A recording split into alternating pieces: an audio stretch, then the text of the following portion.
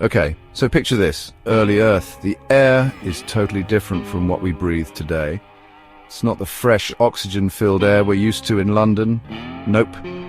This air is thick with stuff like nitrogen and carbon dioxide, all pumped out by volcanoes. And get this, there's loads of methane, ammonia, and water vapor. Stuff that would be super toxic to us now. It's like a poisonous soup, right? But surprisingly, this toxic brew held the key to life on Earth. Scientists think these simple gases, powered by the sun and lightning, started joining together.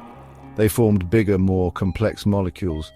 Like, imagine tiny Lego bricks becoming bigger and more interesting structures. These molecules, the basic building blocks of life, started collecting in the oceans.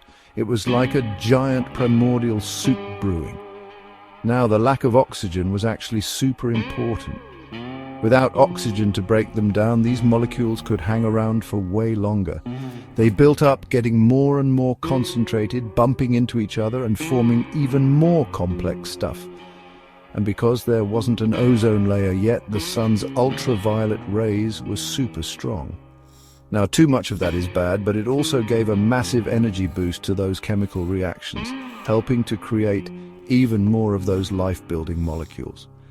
So even though it seems harsh, early Earth's atmosphere was essential for kickstarting life. It was a wild, dangerous place, but it had everything needed to cook up the first living things.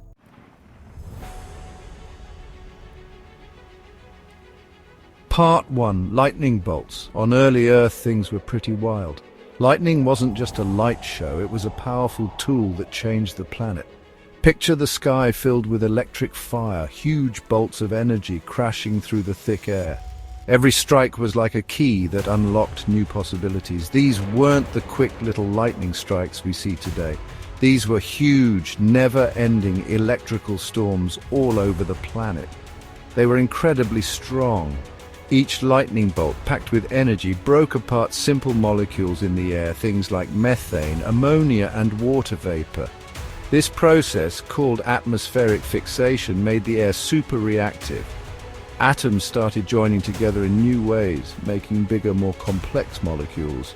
Some of these new molecules were organic compounds, the building blocks of life, and guess what? They rained down onto the Earth, making the primordial soup even richer.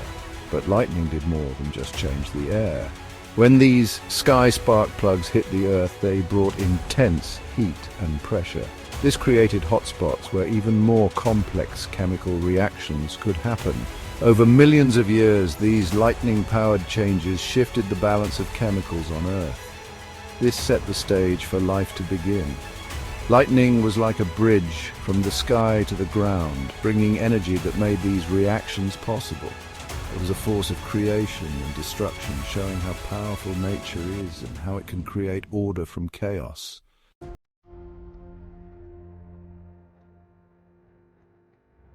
So the Miller-Urey experiment showed us how lightning could have made the first tiny parts of life. But how did those tiny parts become living things?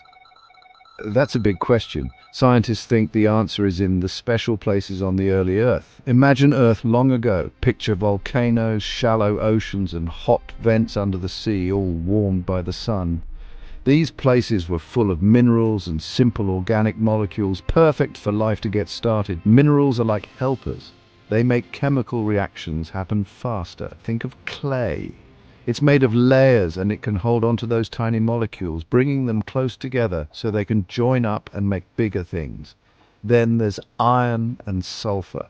Near those hot vents under the sea, iron and sulfur can help make organic molecules and maybe even the first simple ways that living things get energy. The oceans weren't just one big pool of water, they were lots of little pools, each with different stuff in them, like a patchwork quilt. These different pools, made by the Earth's geology, were like little test tubes, each trying out different chemical reactions. And in this amazing mix of rocks and chemicals, life probably began.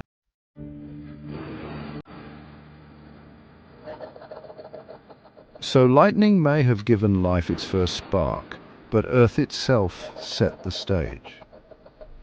Our planet wasn't just a background actor in the story of life's beginnings. It was a key player, shaping the chemical world and giving the building blocks of life a place to come together. And what were these building blocks? Well, they were molecules, tiny things that make up everything around us. And guess what played a starring role in helping them form? Minerals. These minerals acted like guides and helpers, showing the simple molecules how to become more complex, like building with Legos. Picture early Earth volcanoes, bubbling mud and hot vents steaming away. It might sound like a messy wasteland, but it was actually a busy chemical factory. All sorts of minerals were dissolved in the water, each one with its own special properties. These minerals, washed from rocks or blasted out of volcanoes, mixed with the basic molecules floating in the primordial soup. And guess what? They helped those molecules become bigger and more interesting. Some of the most helpful minerals were like clay and pyrite. These guys had big surfaces and electrical charges, meaning they acted like magnets for the smaller molecules. This helped the molecules get close to each other, making it easier for them to join up and build something new. And that's not all. These minerals didn't just bring molecules together, they also helped them react in specific ways. Imagine them as tiny chefs, helping to cook up the right recipes for life. Some minerals could give or take tiny particles called electrons, which are important for energy in living things. Others acted like molds, helping the molecules form the right shapes. Pretty cool, huh?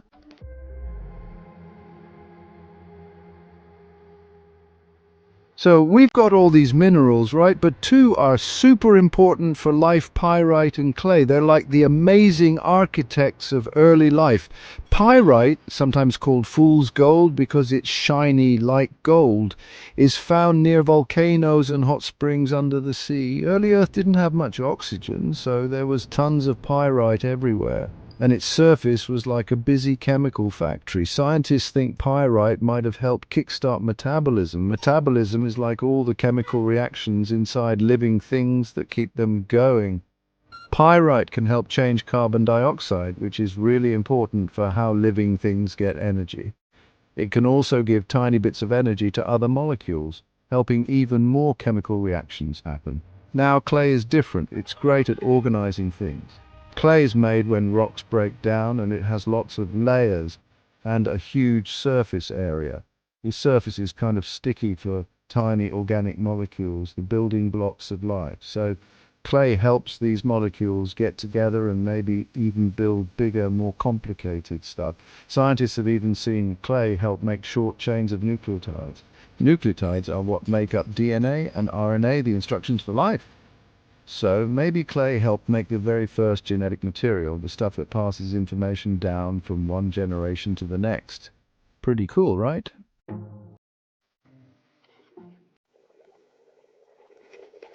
Deep down in the ocean, far away from the sun and the rough seas of early Earth, we find hydrothermal vents. They're like little islands of life in a huge, dark world.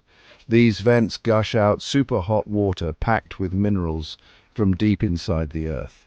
This creates special chemical mixes that allow amazing creatures to live there. It makes us rethink what we know about life. Could these mysterious places, powered by heat from the Earth instead of sunlight, help us understand how life began?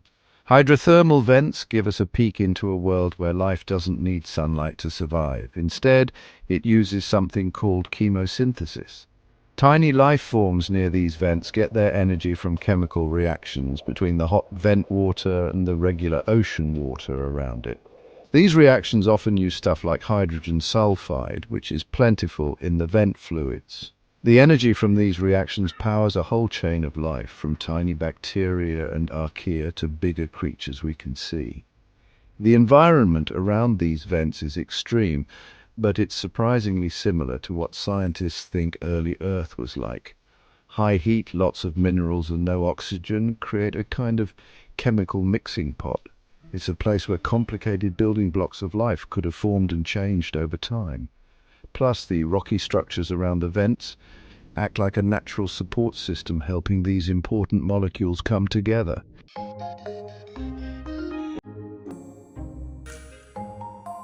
So we're trying to figure out how life began. One big puzzle is, which came first, DNA or protein? It's like a chicken and egg situation. DNA holds the instructions for life but needs proteins to work. Proteins do all the jobs in a cell, including copying DNA, but they need DNA's instructions to be made. It's a bit of a head scratcher, right? Scientists came up with a cool idea.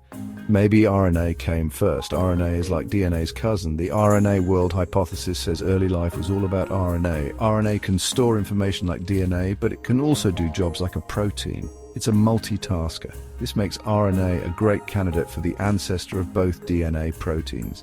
Picture this. The early Earth, a sort of chemical soup. RNA molecules are floating around, not just storing information, but also doing things. These special RNA enzymes, called ribozymes, could make copies of themselves, like tiny little machines. Over time, these self-copying RNA molecules could evolve, becoming better and better at different jobs. The RNA world idea is still a hypothesis, but it's getting a lot of attention. We've found ribozymes in nature that can do important things like build proteins, which supports the idea that RNA was a big player in early life. Plus, RNA is still super important today, like in how our bodies make proteins. This suggests RNA might be a leftover from a time when it ran the show.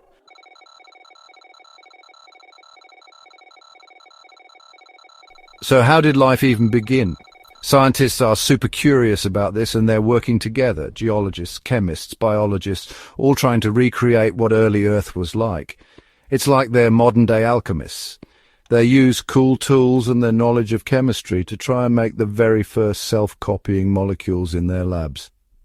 This helps us understand how life might have started. Picture this.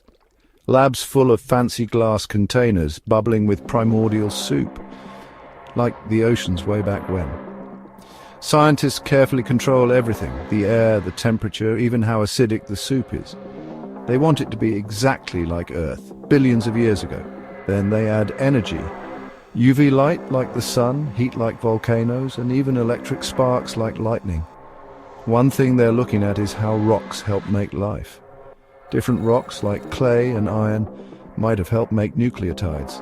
Those are like Lego bricks for DNA and RNA. By seeing how these rocks react with other stuff in the primordial soup, scientists can figure out which rocks were important for life to start. GAP2S. They're also studying ribozymes. These are special RNA enzymes that were probably super important in the early days of life, the RNA world. Scientists are making these ribozymes in the lab to see how they work. This helps us understand how simple RNA turned into the complicated proteins we have in our bodies today. It's like going back in time to see how life began.